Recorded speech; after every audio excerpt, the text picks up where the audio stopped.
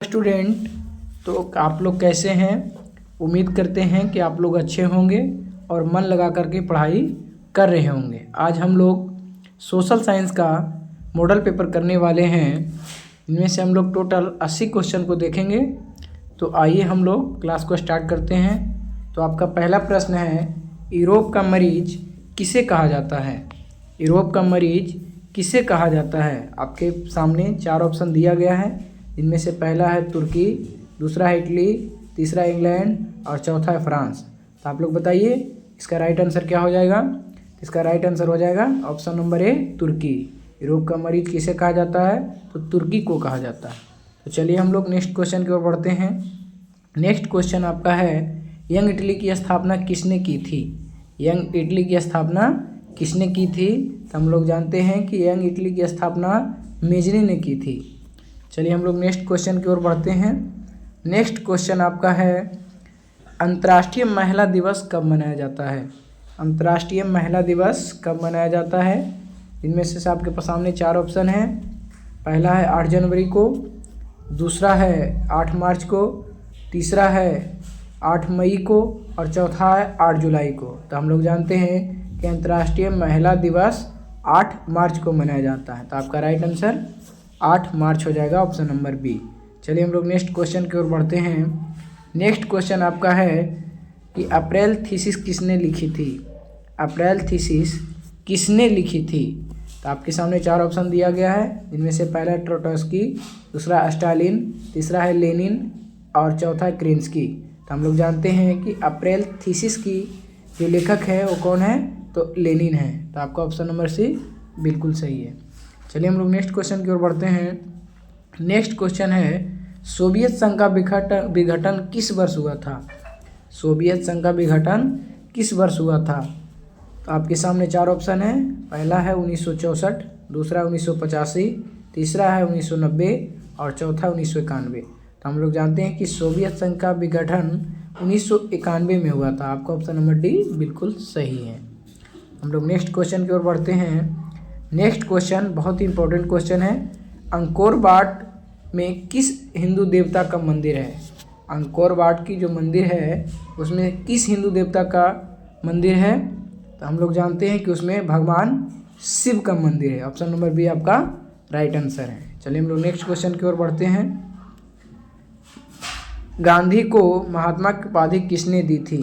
गांधी को महात्मा की उपाधि किसने दी थी। तो हम लोग जानते हैं कि गांधी जी को महात्मा की उपाधि रविंद्रनाथ टैगोर ने दिया था। आपका ऑप्शन नंबर बिल्कुल ए सही है। चलिए हम लोग नेक्स्ट क्वेश्चन की ओर बढ़ते हैं। नेक्स्ट क्वेश्चन है, पूर्ण स्वराज दिवस कब मनाया जाता है। पूर्ण स्वराज दिवस कब मनाया जाता है। तो हम लोग जानते हैं कि हमारे देश में पूर्ण स्वराज दिवस 26 जनवरी 1930 को मनाया गया था। हमारे देश में पूर्ण स्वराज 26 जनवरी 1930 ईस्वी को मनाया गया था। चलिए नेक्स्ट क्वेश्चन की ओर बढ़ते हैं। नेक्स्ट क्वेश्चन है, वियना कांग्रेस की अध्यक्षता किसने की थी। वियना कांग्रेस की अध्यक्षता किसने की थी। आपके सामने 4 ऑप्शन दिया गया है। गैरिबाल्डी ने, काउंट काबूर ने, विलियम ने और मेटरनिक ने। तो आप लोग फटाफट बताइए कि वियना कांग्रेस की अध्यक्षता किसने की थी। हम लोग जानते हैं वियना कांग्रेस की अध्यक्षता मेटरनिक ने किया था और ऑप्शन नंबर आपका डी बिल्कुल सही है। चलिए हम लोग नेक्स्ट क्वेश्चन की ओर बढ़ते हैं। नेक्स्ट क्वेश्चन आपका है, गुरु गोविंद सिंह का जन्म किस नगर में हुआ था। गुरु गोविंद सिंह का जन्म किस नगर में हुआ था।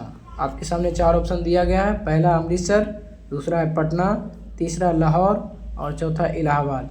हम लोग जानते हैं कि गुरु गोविंद सिंह का जन्म पटना नगर में हुआ था। ऑप्शन नंबर बी आपका बिल्कुल सही है। चलिए हम लोग नेक्स्ट क्वेश्चन की ओर बढ़ते हैं। नेक्स्ट क्वेश्चन है, ईस्ट इंडिया कंपनी भारत से अफीम का निर्यात किस देश को करती थी। अफीम जो है बाबू एक नशा वाला चीज़ है। तो हम लोग जानते हैं कि ईस्ट इंडिया कंपनी अफीम चीन को निर्यात करता था। तो ऑप्शन नंबर बी आपका बिल्कुल करेक्ट है। नेक्स्ट क्वेश्चन की ओर हम लोग बढ़ते हैं। नेक्स्ट क्वेश्चन आपका है कि रूसो किस देश का दार्शनिक था। रूसो किस देश का दार्शनिक था। तो हम लोग जानते हैं कि रूसो फ्रांस का दार्शनिक था। रूसो फ्रांस का दार्शनिक था। आपका ऑप्शन नंबर ए बिल्कुल सही है। चलिए हम नेक्स्ट क्वेश्चन की ओर बढ़ते हैं। किस घटना के विरोध में महात्मा गांधी ने अपनी कैसर ए हिंद की उपाधि त्याग दी थी? बहुत ही इंपॉर्टेंट क्वेश्चन है बिहार बोर्ड परीक्षाओं के लिए। आपके सामने 4 ऑप्शन दिया गया है। पहला चौरा चौरी हत्याकांड, दूसरा है जालियांवाला हत्याकांड, तीसरा है गांधी इरविन पैक्ट और चौथा है किसान आंदोलन। आप लोग फटाफट इसका जवाब दीजिए कि गांधी जी ये कैसर ए हिंद की उपाधि किस आंदोलन में त्यागी थी, किसके विरोध में? हम लोग जानते हैं जालियांवाला बाग हत्याकांड के विरोध में गांधी जी कैसर ए हिंद की उपाधि त्याग दी थी। ऑप्शन नंबर बी आपका बिल्कुल सही है। चलिए हम लोग नेक्स्ट क्वेश्चन की ओर बढ़ते हैं। नेक्स्ट क्वेश्चन आपका है, किस वर्ष साइमन कमीशन भारत आया था?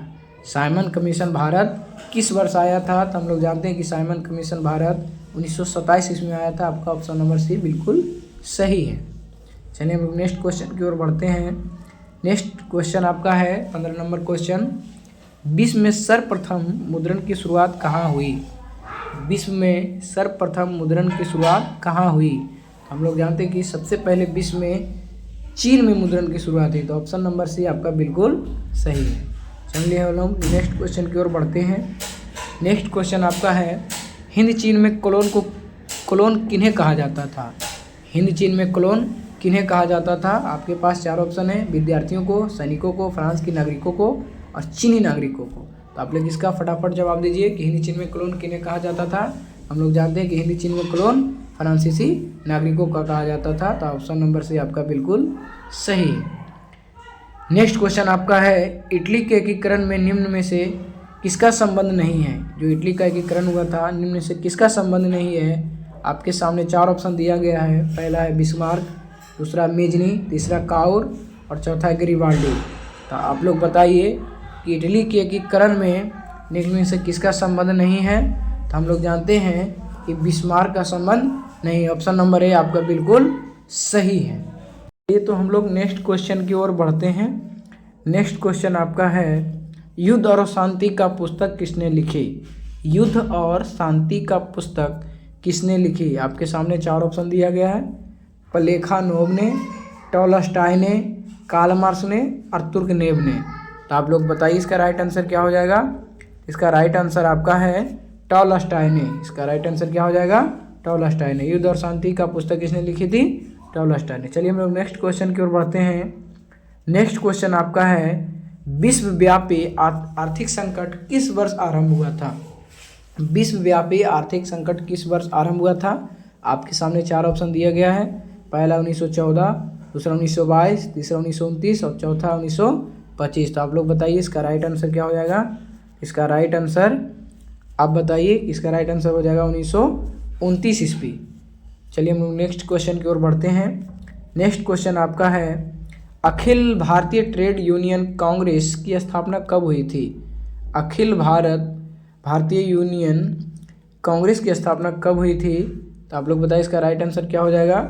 ये हुई थी 1920 ईस्वी में। आपका राइट आंसर हो जाएगा 1920। ऑप्शन नंबर डी आपका करेक्ट आंसर हो जाएगा। चलिए हम लोग नेक्स्ट क्वेश्चन की ओर बढ़ते हैं। नेक्स्ट क्वेश्चन आपका है, रंगभेद के नीति के विरुद्ध आवाज़ किसने उठाई थी? रंगभेद की नीति के विरुद्ध आवाज़ किसने उठाई थी? आपके सामने 4 ऑप्शन दिया गया है। जॉर्ज डब्ल्यू ब्रूस ने, मार्टिन लूथर किंग ने, जॉर्ज वाशिंगटन और अब्राहम लिंकन। तो आप लोग बताइए इसका राइट आंसर क्या हो जाएगा?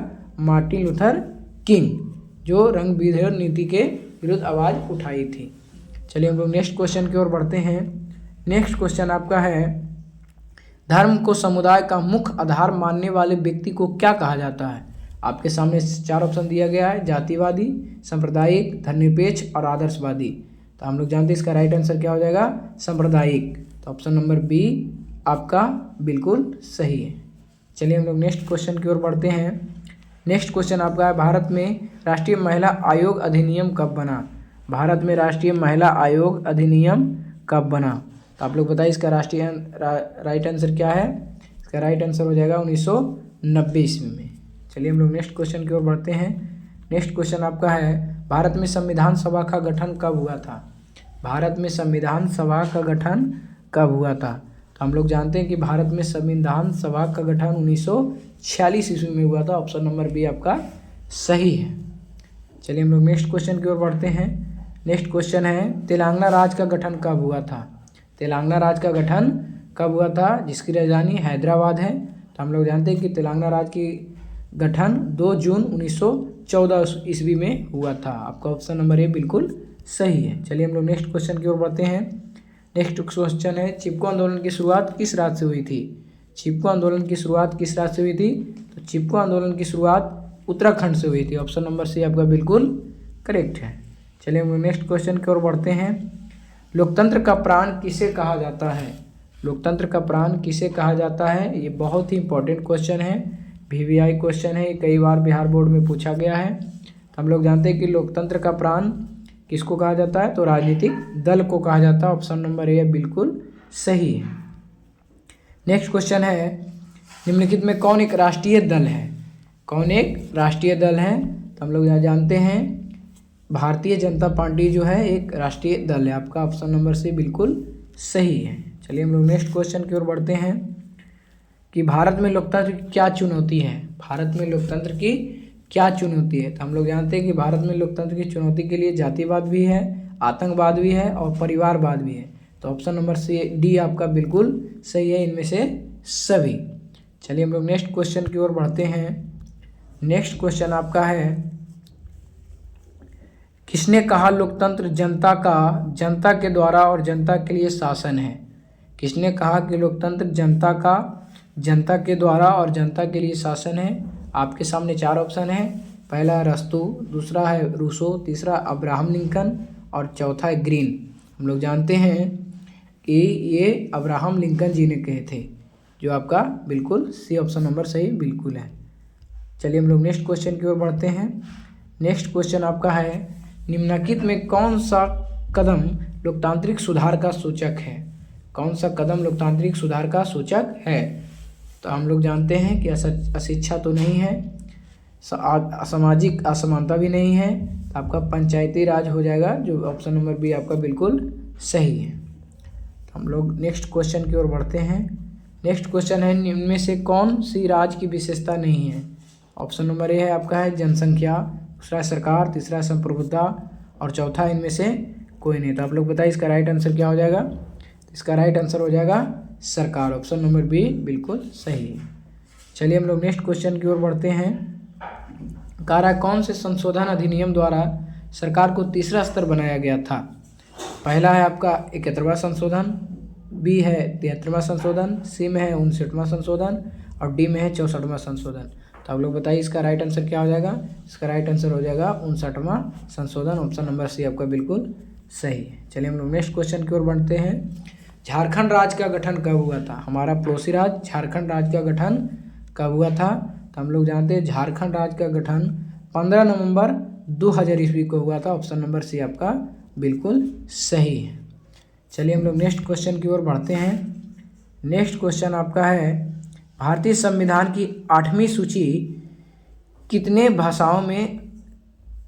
भाषाओं को स्थान दिया गया है? आपके सामने 4 ऑप्शन दिया गया है, 21, 22, 18 और 20। तो आप लोग बताइए इसका राइट आंसर क्या हो जाएगा? ऑप्शन नंबर बी बिल्कुल सही है, 22। चलिए हम लोग नेक्स्ट क्वेश्चन की ओर बढ़ते हैं। नेक्स्ट क्वेश्चन आपका है, भारत में प्रथम पंचवर्षीय योजना की शुरुआत कब हुई थी? भारत में प्रथम पंचवर्षीय योजना की शुरुआत कब हुई थी? तो आप लोग बताइए कि भारत में प्रथम पंचवर्षीय योजना की शुरुआत कब हुई थी? 1952 ईस्वी में। आपका ऑप्शन नंबर सी बिल्कुल सही है। चलिए हम लोग नेक्स्ट क्वेश्चन की ओर बढ़ते हैं। नेक्स्ट क्वेश्चन आपका है कि बिहार में किस जिले की प्रति व्यक्ति आय सबसे कम है? बिहार के किस जिले की प्रति व्यक्ति आय सबसे कम है? आपका ऑप्शन नंबर ए है मुजफ्फरपुर, दरभंगा, गया और शिवहर। तो हम लोग जानते हैं कि बिहार के शिवहर जिले में प्रति व्यक्ति आय बिल बहुत कम है, सबसे कम है। तो ऑप्शन नंबर डी आपका बिल्कुल सही है। चलिए हम लोग नेक्स्ट क्वेश्चन की ओर बढ़ते हैं। नेक्स्ट क्वेश्चन कह रहा है, आधुनिक युग की प्रगति का श्रेय मुद्रा को है या कथन किसका है? आपके सामने 4 ऑप्शन है, ट्रेस्टकॉट का, मार्शल का, क्राउथर का या इनमें से कोई नहीं। तो हम लोग जानते हैं कि इसका राइट आंसर हो जाएगा ऑप्शन नंबर सी बिल्कुल सही है। चलिए हम लोग नेक्स्ट क्वेश्चन की ओर बढ़ते हैं। नेक्स्ट क्वेश्चन है बांग्लादेश की मुद्रा का नाम क्या है। बहुत ही इंपॉर्टेंट क्वेश्चन है आपके परीक्षाओं के लिए। तो हम लोग जानते हैं कि बांग्लादेश की जो मुद्रा है वो क्या है, तो बांग्लादेश की मुद्रा टाका है। ऑप्शन नंबर डी आपका बिल्कुल सही है। चलिए हम लोग नेक्स्ट क्वेश्चन की ओर बढ़ते हैं।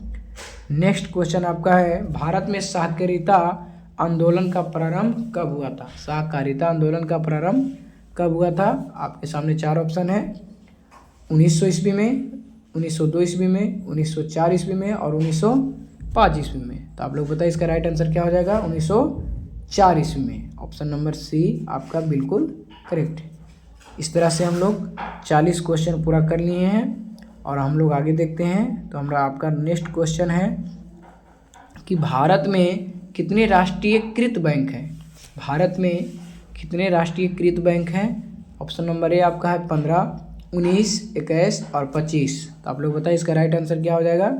इसका राइट आंसर हो जाएगा ऑप्शन नंबर बी 19। भारत में टोटल 19 राष्ट्रीयकृत बैंक हैं। चलिए हम लोग नेक्स्ट क्वेश्चन की ओर बढ़ते हैं।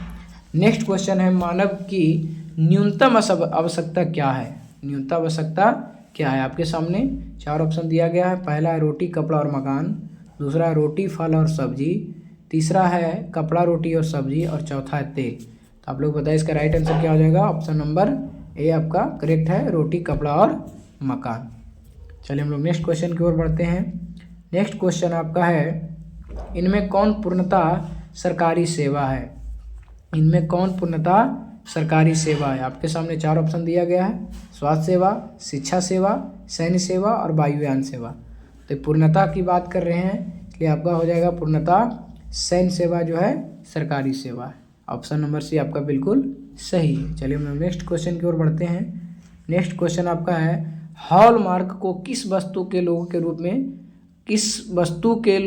में उपयोग किया जाता है। हम लोग जानते हैं कि हॉलमार्क का जो होता है सोने की आभूषण के लिए इसका प्रयोग किया जाता है। ऑप्शन नंबर बी आपका बिल्कुल सही है। चलिए हम लोग नेक्स्ट क्वेश्चन की ओर बढ़ते हैं। नेक्स्ट क्वेश्चन आपका है निम्नलिखित में से क्या नई आर्थिक का अंग नहीं है। क्या नई आर्थिक नीति का अंग नहीं है। आपके सामने 4 ऑप्शन है, निजीकरण, वैश्वीकरण, राष्ट्रीयकरण और उदारीकरण। तो आप लोग बताइए इसका राइट आंसर क्या हो जाएगा। इसका राइट आंसर हो जाएगा राष्ट्रीयकरण, जो नई आर्थिक नीति का अंग नहीं है। ऑप्शन नंबर सी आपका बिल्कुल सही। चलिए नेक्स्ट क्वेश्चन की ओर बढ़ते हैं। नेक्स्ट क्वेश्चन आपका है भारत में करेंसी नोट कौन जारी करता है। तो आपके सामने 4 ऑप्शन है, वित्त विभाग, वाणिज्यिक bank, reserve bank of India और इनमें से कोई नहीं। तो आप लोग बताइए इसका राइट आंसर क्या हो जाएगा। Reserve bank of India. Option number C आपका बिल्कुल सही है। चलिए हम लोग नेक्स्ट क्वेश्चन की ओर बढ़ते हैं। आपका नेक्स्ट क्वेश्चन है किसने कहा मुद्रा वह है जो मुद्रा का कार्य करती है। किसने कहा मुद्रा वह है जो मुद्रा का कार्य करती है। आपके सामने 4 ऑप्शन है, पहला है कोलबर्न, दूसरा है नैप, तीसरा है सेलिंगमैन और चौथा हार्टले विदर्स। आपके सामने 4 ऑप्शन है। तो यह जो कथन है ये हार्टले विदर्स का ऑप्शन नंबर डी आपका बिल्कुल करेक्ट। चलिए हम लोग नेक्स्ट क्वेश्चन की ओर बढ़ते हैं। आपका नेक्स्ट क्वेश्चन है भारत की आर्थिक व्यवस्था कैसी है। बहुत इंपॉर्टेंट क्वेश्चन है आपके परीक्षा के लिए, सोशल साइंस के लिए। भारत की आर्थिक व्यवस्था कैसी है।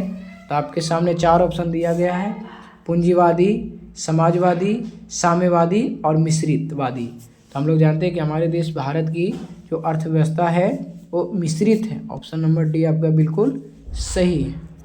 हम लोग नेक्स्ट क्वेश्चन की ओर देखते हैं। नेक्स्ट क्वेश्चन आपका है विकासशील देशों में कार्यशील जनसंख्या अधिकांश संलग्न है।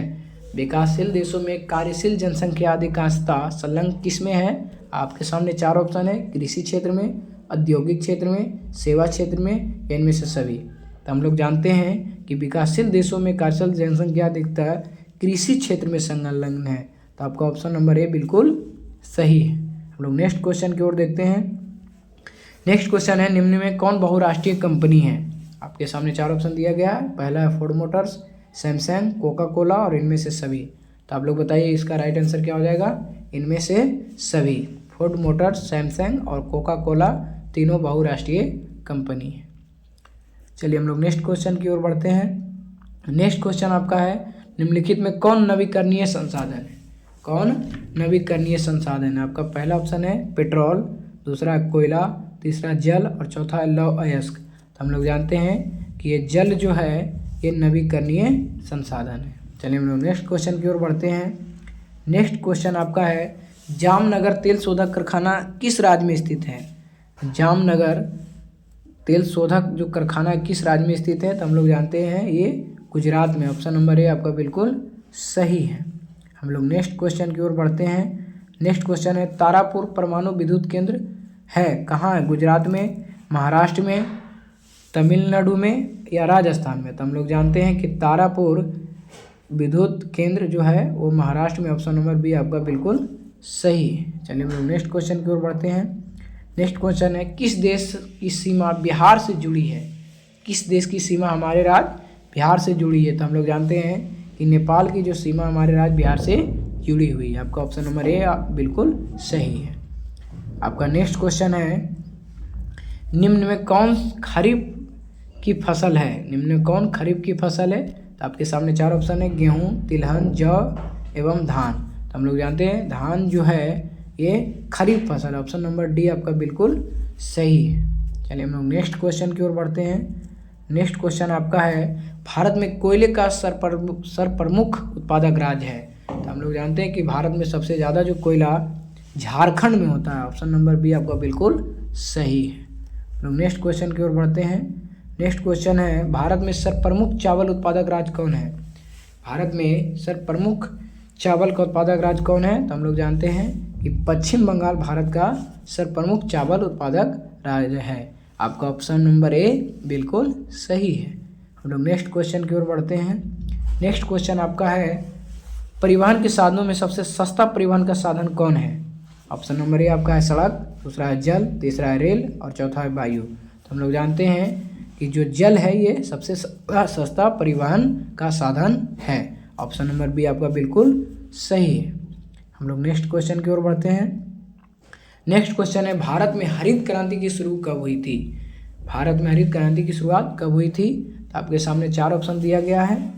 पहला है 1965 ईस्वी में, दूसरा 1966 ईस्वी में और तीसरा 1967 ईस्वी में और चौथा 1964 ईस्वी में। तो आप लोग बताइए इसका राइट आंसर क्या हो जाएगा? तो हम लोग जानते हैं कि भारत में हरित क्रांति की शुरुआत 1965 ईस्वी में हुई थी। ऑप्शन नंबर ए आपका बिल्कुल सही है। हम लोग नेक्स्ट क्वेश्चन की ओर बढ़ते हैं। नेक्स्ट क्वेश्चन आपका है लौह अयस्क है। लौह अयस्क कैसा संसाधन है? नवीकरणीय है, अनवीकरणीय है, जैव या मानवकृत है? तो हम लोग जानते हैं लौह अयस्क है जो अनवीकरणीय संसाधन। ऑप्शन नंबर बी आपका बिल्कुल सही है। हम लोग नेक्स्ट क्वेश्चन की ओर बढ़ते हैं कि प्राकृतिक गैस पाई जाती है। प्राकृतिक गैस पाई जाती है यूरेनियम के साथ, कोयले के साथ, खनिज तेल के साथ या चूना पत्थर के साथ? तो हम लोग जानते हैं कि जो प्राकृतिक गैस है वो खनिज तेल के साथ पाई जाती है। ऑप्शन नंबर सी आपका बिल्कुल सही है। हम लोग नेक्स्ट क्वेश्चन की ओर बढ़ते हैं। नेक्स्ट क्वेश्चन आपका है निम्न में कौन एशिया का सबसे बड़ा परमाणु शक्ति केंद्र है? तो हम लोग जानते हैं बहुत ही इंपॉर्टेंट क्वेश्चन है आपकी परीक्षाओं के लिए। तो हम लोग जानते हैं कि विश्व में एशिया का सबसे बड़ा परमाणु शक्ति केंद्र जो है वो तारापुर है। ऑप्शन नंबर ए आपका बिल्कुल सही है। हम लोग नेक्स्ट क्वेश्चन की ओर बढ़ते हैं। निम्नलिखित उद्योग में कौन सार्वजनिक क्षेत्र से संबंधित है? कौन सार्वजनिक क्षेत्र से संबंधित है? तो आप लोग बताएं इसका राइट आंसर क्या हो जाएगा? पहला है जेके सीमेंट उद्योग, दूसरा टाटा लौह एवं इस्पात उद्योग, तीसरा बोकारो लौह इस्पात उद्योग और चौथा है रेमंड वस्त्र उद्योग। तो हम लोग जानते हैं जो बोकारो लौह इस्पात उद्योग है वे सार्वजनिक क्षेत्र के लिए। ऑप्शन नंबर आपका सी बिल्कुल सही है। हम लोग नेक्स्ट क्वेश्चन की ओर बढ़ते हैं। आपका नेक्स्ट क्वेश्चन है फाल्टा विशेष आर्थिक क्षेत्र कहाँ स्थित है?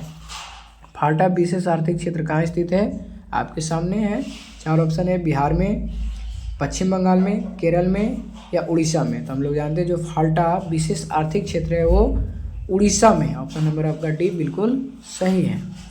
नेक्स्ट क्वेश्चन की ओर बढ़ते हैं। आपका है सुनामी शब्द किस भाषा से लिया गया है?